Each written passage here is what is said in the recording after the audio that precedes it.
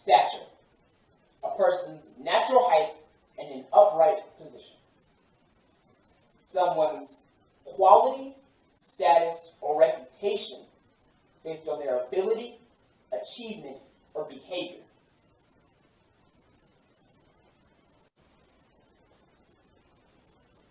Why do you think I'm ignorant? Like, I don't know anything. Like, I'm the black sheep following a white herd because I don't think like the rest of my shade of sheep. I choose to stay in the car because I wouldn't survive on the outside. Not on the road or on the street. I can't run at 20 miles per hour. I can barely run at 10. And walking at 20? Forget it.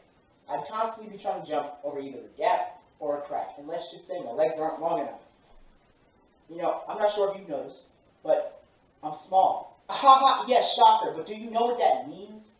It means that I've never been the tall one. I didn't stop growing like Jada and automatically become the short friend because I've always been low to the ground. I'm short and compact but not sturdy, and I have a low center of gravity, which means if I opened my car door and stepped out, I am stuck. And the only way to move me is to rip me out of my foundation and pick up the pieces. Shovel me into some bucket and take me from point A to point B, where I can hopefully find someone who's there to help me reconstruct myself, but likely meet someone who'd rather throw me back into the dirt, not giving a shit about my foundation. And you ask me, where do I stand? I stand on the corner of try not to look suspicious and always look like you're strapped. I stand every day with breathtaking anxiety because I know what will happen when I see red and blue. And when I stand, I am trying my damn hardest not to lose my balance, because any slight misstep could leave me dead at the hands of somebody who never gave me their name. I mean, why would they, right? Who's trying to get to know some random black man who was found dead in the streets? Oh, someone's got my story? Oh, someone's made a post? Oh, but there's no video. Oh, but there's a petition and a GoFundMe. I'll sign my name to donate later. Swipe. Where am I now? What's my name? What do you really remember about me? Do you know that I was born into a family that had already faced an identical tragedy? That my mother would experience one heartbreak and see another one stop before her last child lay limp on the asphalt? Or do you know that my family has faced generations of legacy-changing oppression, all the way down to my great-great-grandfather, who had to uproot his entire life and take his young siblings with him at the orders of his grandmother to drive as far north as possible and keep driving just to avoid the wrath of some white man who couldn't have that boy hating the white man. Or do you just remember my name? DeAndre, Tyler, Justin, Ahmad, Amadou, Anthony, Tamir, Trayvon, James, George, Emmett. Maybe that name sticks with you, and maybe it doesn't. And maybe that name sounds black, but maybe it doesn't. And maybe you do get more involved, and you finally reach my Instagram page where you see me laughing and loving and living with all of my friends who are a different color. You see me doing certain things and looking a certain way, and God forbid, take these white girls, and your bias takes over. And now you have sympathy for me, but the judgment's already been passed. And you now misrepresent me in your own mind and to other people, and you never even got to know me. And if I was alive, ooh, canceled. Cancel culture. You can look at people like Richard Pryor, Dave Chappelle, Eddie Murphy, Michael B. Jordan, Taye Diggs, some of the most influential black male entertainers, actors, and leaders of this era, and they've at some point been canceled. Men who a majority laughed with, idolized, respected, stand, and now they are the target of your antagonism. Is that where you stand?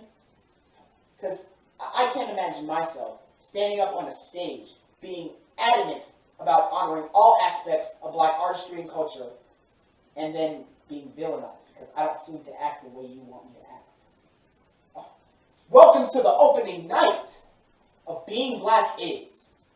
Being black is exactly what you say it is. But you don't know them in life and refuse to honor their stripes, so do you really know? We at a stage where we can't help but see the change. I see all these words in my face, and I rearrange the thoughts that got me heated like beaded blood through my veins. Caught me feeling weak and defeated, but I maintain my stability. Want to roar and leap and bite the keeper, but I know that I can't eat him, so I'll read up just to keep back my hostility. Keeping educated, never waiting for a chance to be creative, because I'm made of too much greatness that's preceded me. Praying for those breathing in the streets, trying to keep the peace, but I'm afraid that I might see familiar scenery. Always seems to be within our reaches, but I don't see equal treatment, so we talk until we see complete isonomy. Seems that many focused on the beat, so vain of all my peace, trying to get it out the heat, I will speak to thee.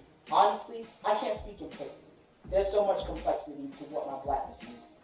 I used to think that if I kept a steady pace, stayed inside my place, then they might ignore my ways. Turn the page, back in elementary when they sent me feeling sorry that I couldn't feel all carefree up in Disney. Turn the page, back when they asked me if I was corny, like nerdiness didn't look me, if I was Note's favorite cookie. Turn the page, back when I was biking to the barber, when they stopped me in the park and had me posted up on the car so they could see me.